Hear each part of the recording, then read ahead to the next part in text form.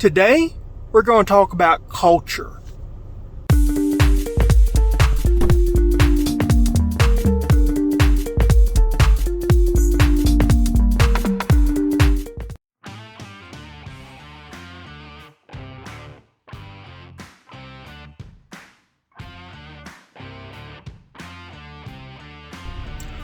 Welcome back to the Four Seasons. I'm your host, Ken Johnson. Today, we're going to be talking about culture.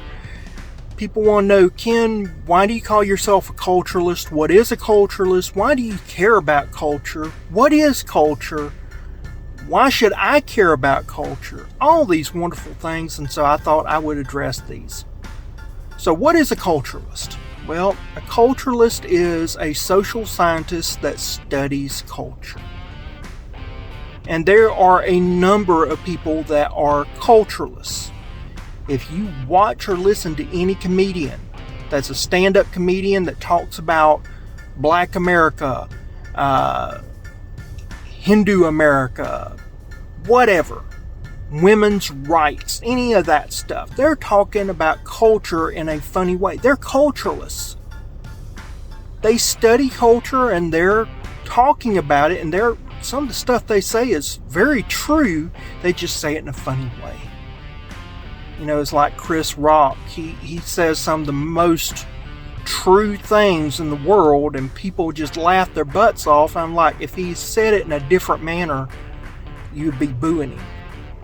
It's just fact he says it in a funny way. So I've got some degrees. One of the degrees I have is in social sciences, and so culture is what I study, so therefore I am a culturalist. Everybody knows about my Native American heritage, my Cherokee heritage. I study that. My Southern heritage, definitely that. I love American culture, American subcultures.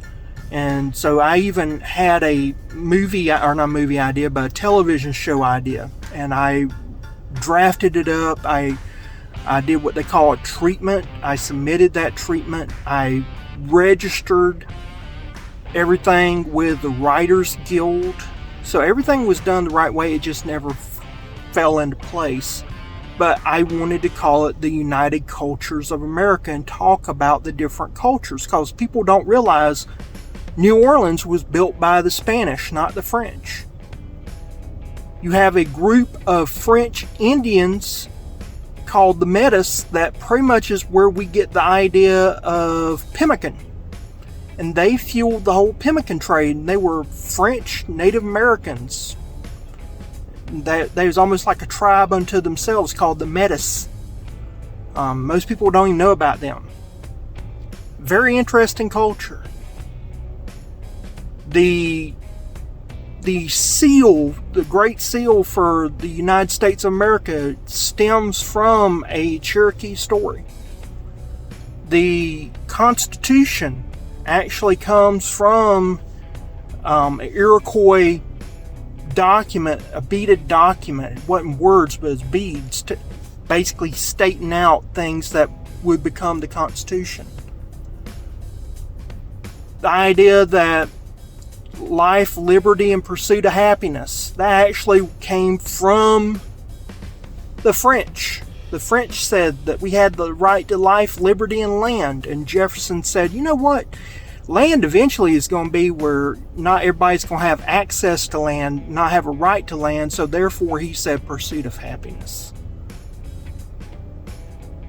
We have all these cultures that come into play. And then even like with Native American culture, you know, people talk about powwow. Well, powwow is a counterculture to southeastern woodlands tribal culture, because that's the Plains Indians. You know, right now, as some of y'all know, I'm in a state of moving. This is second time in my life I've ever moved. Which is rare, because most Americans have moved multiple times. And just the act of moving has a psychological and emotional impact on people. Because, like with children, it robs them of stability. So you have children that they're being moved from house to house to house to house to house, there is a lack of stability in their life. There's a lack of familiarity in their life. But yet, in some ways, it reinforces the family unit because the only thing that is stable in their life is the family. So in our cultures, things can change how our culture works. I used to advise churches on culture, and I used to catch a lot of flack because it takes a good 10 years or longer of doing the same thing over and over before it becomes habit and then becomes culture. It's kind of like with politics. We vacillate so much between Republicans and Democrats, but if the ideology is similar enough, our culture changes. So you think before Clinton, Americans would have been adverse against American government spying on us. We would have rioted. And then when George W. Bush came along, we had been so inundated with Clinton and then with Bush that when he finally said, hey, look, we've been spying on you for years, and now it's just now going to be, allowed by law after we violated your rights as a government. Well, by then our culture changed and everybody said, okay. It would have never flown back in the 80s or early 90s. But it was allowed because our culture had changed. And so it's amazing what you can do and what can happen from your culture, but it's also amazing why we do what we do based off of our culture. So that you look at,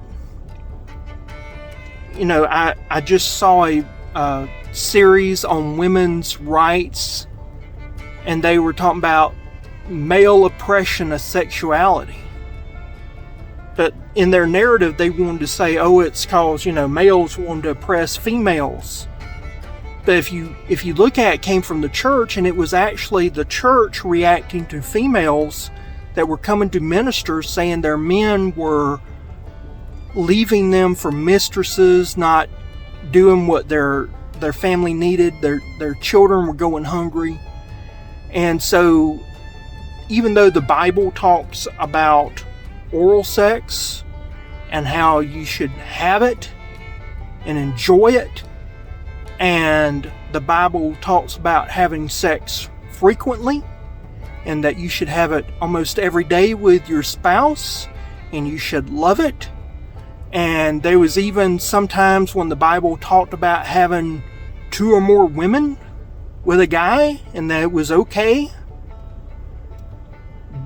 We in our culture believes that the Bible doesn't say anything positive about those things, and yet it's like, yeah, do it. It's fun. And then the reason why is our culture is based off of a change in church culture, where the ministers started saying sex is dirty, sex is wrong, stop having sex, only have sex if you're trying to procreate. All these things that go against Bible teachings because the women were worried about their husbands leaving them and not taking care of their children or their wives. And then it became a culture, and that culture kind of grew until women's sexuality became taboo, and it backfired on them big time. So now we're fighting back and trying to take back of that, but the church has changed so much that most of what people believe to be in the Bible is myth. And if you read the Bible, it's very pro-sex, and it's very open to a lot of stuff that you can do and have fun. It says to do it. Enjoy it. So it's interesting for me to look at this and see the fact and the fiction and the myth and the lore and how culture has changed it. You look at in Southern culture, A Southern biscuit is nothing more than a Irish, Scottish, British scone. So most Southern people go, I don't know how to make a scone. Yeah, you've been making scones all your life. You just don't put raisins and stuff in it. It's a biscuit. It became part of our culture. We changed, we adapted. Most people don't even know where the biscuit came from. Well, it came from the scone. And I like trying to piece together where things come from and explain and tell these stories, because there's a lot of fascinating stories out there. So that's the reason why I like doing this. That's the reason why I like to write about it, because future generations, they need to know the truth, because it becomes harder with each passing generation to find truth and to separate fact from fiction. I hope I've answered some of the questions and some of the reasons for this. If you happen to have any questions, or you want to pose a question, or you want me to look into something or talk about something about culture, let me know. Just put it down below.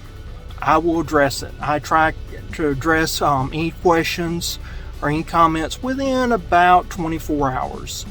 I really pride myself on being fast at replies. But with that, I just want to say thank you for your time. Thank you for your support. If you haven't already, hit thumbs up, the like button. Say, good video. Please, if you haven't already, subscribe. Hit that bell so you can get notifications. If you like this video, please share it. That is how this channel will grow. Share it with your friends and family. And until then, I will see you again next time. Bye.